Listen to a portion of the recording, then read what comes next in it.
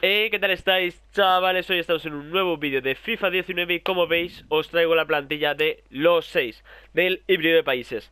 Antes de nada, pediros perdón porque he liado, porque he mandado la plantilla pero la tengo en conceptuales. Ahora la enseño. Estos son los requisitos: 6 nacionalidades, máximo 2 del mismo país, 70 de valoración y 85 de química.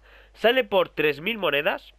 Ahora la enseño y antes de nada deciros que pediros un muy buen like, porque os estoy trayendo estas plantillas tochísimas que lo petaron en su momento en mi canal y digo, bueno, voy a actualizarlas. Y suscribiros porque esta tarde se viene el pack opening de los Toti. Tengo todos estos sobres, los tengo preparaditos aquí en la tienda. Más sobres, que va a haber más de 20 sobrazos. Y también deciros que va a haber un pack opening de 30 mejoras de la Premier League que os recomiendo ver. La plantilla la tengo aquí. La he preparado aquí. Lo siento mucho, se me ha pasado. Automáticamente la he mandado. Las 6 nacionalidades son Argentina, Camerún, Portugal, España, Italia y Marruecos. Como veis, no hay más de 2 de la misma nacionalidad. Son 2 de oro, como son Vicente Gómez y Mosquera y Carles Gil, perdón.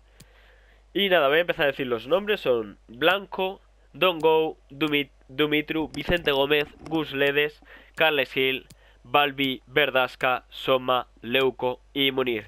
Antes de nada deciros que, por ejemplo, si portugueses no hay baratos, pues buscar los chilenos, venezolanos, de nacionalidades así que creáis que puedan estar en la segunda división española o que tengáis hasta por el club.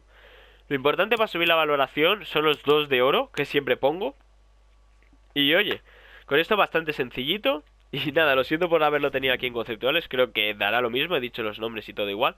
Abajo en la descripción tenéis el link de todos los SBCs que estoy enseñando. Así que oye, dejadme un buen like, suscribiros si no estáis. Nos vemos en la próxima. Adiós.